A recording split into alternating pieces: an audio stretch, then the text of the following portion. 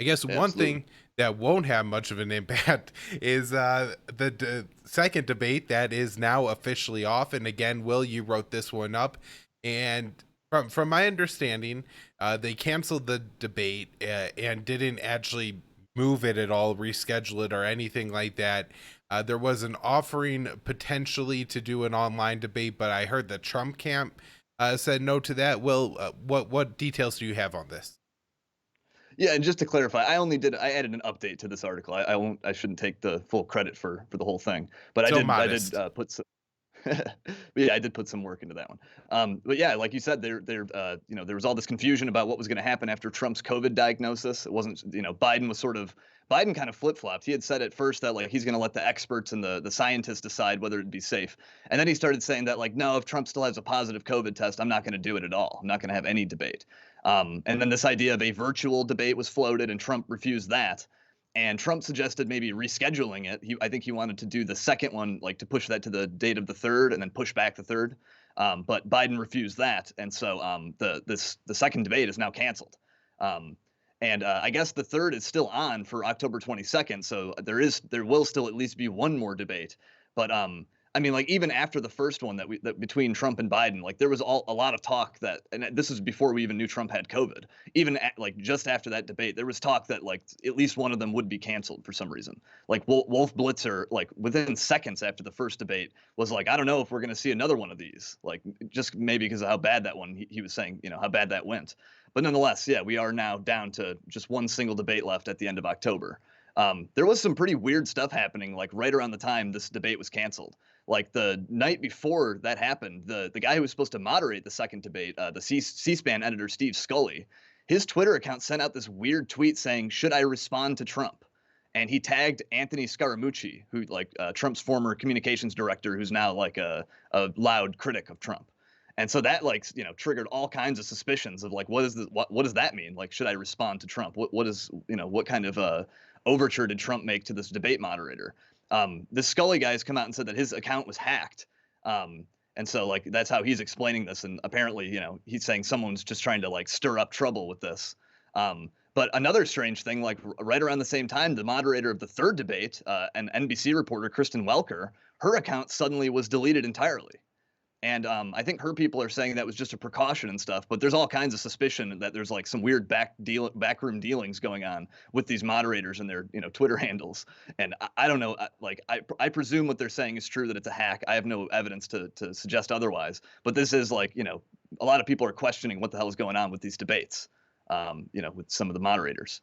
Well, I mean, it does make sense because, at least in the political theater of the U.S. that we live in, don't necessarily agree with all this as a libertarian, but these debates are supposed to be some of the most important political events that occur every 4 years, and a real discussion about the direction of the country, who we should vote for, all that kind of really important stuff. Not that the debate, especially the first one, turned into that at all, but that it was just so easily canceled, especially since, at least as of today, I know that this the debate, I think, was canceled on the 8th or the 9th, but as of today, the 11th, Trump says that his doctor confirms that he has no more COVID, no more symptoms, and so we're still what 4 days out from the scheduled date of the debate. Wasn't the 15th?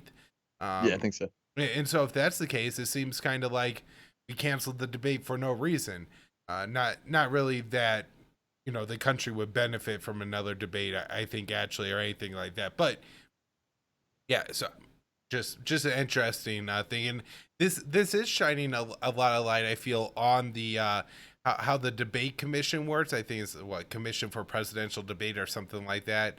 uh Yeah. with how they're coming out and basically get control everything. Not that I think it would necessarily benefit Joe Jorgensen to be on stage with Trump and Biden or something like that. The way the polling works and everything makes it impossible for a libertarian or really a third party to get on stage.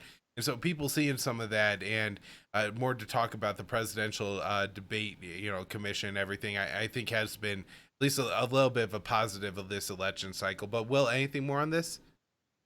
No, I think that's about it. Like you said, it's not like this is such a terrible loss for the country that we're not going to get to see this debate. There will still be another one in late October, and so I don't think it's all that consequential. Right. I'm guessing that wouldn't be a 2 hour debate on foreign policy, and me and Will would spend several shows breaking down, the new wars that Joe Biden has planned, or Trump's, actual detailed plan to pull U.S. troops out of Afghanistan or anything like that. Will, Right. let's thank the sponsor of our show and tell the audience about Paloma Verde. And Will, how's the CBD working for you? Yeah, I mean, I think you and I have both had quite a great experience with these Paloma Verde products. They've sent us quite a few to try. They, have liquid extracts, which I think that's the one that packs like the highest dose. But they've also got fruit chew gummies. They have soft gels with different formulations. One has melatonin. That's the one I like. That helps me to, relax at night. But they also have one with curcumin, stuff for inflammation, sore muscles.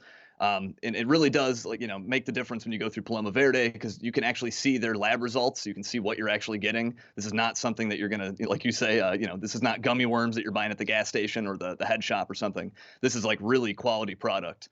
And so if you want to, see what they have to offer, go to their website, palomaverdestore.com, PALOMAVERDE store.com, and use promo code PEACE to get 25% off your order of over $75.